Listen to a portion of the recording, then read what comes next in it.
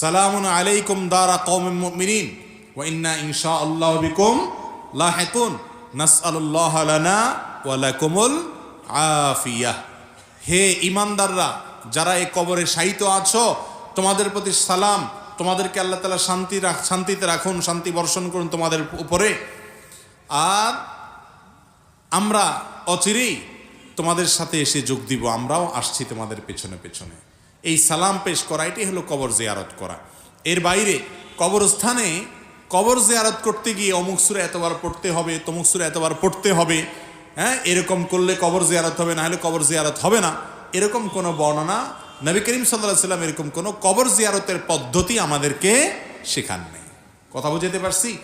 আমাদের দেশে অন্যান্য আমলের মতো কবর জিয়ারতের সময় হুজুরদেরকে ঠিক করা হয়, টাকা পয়সা দিয়ে হুজুরদেরকে দিয়ে কি করানো হয়, কবর জিয়ারত করানো হয়। অনেক এলাকায় এখনো আছে।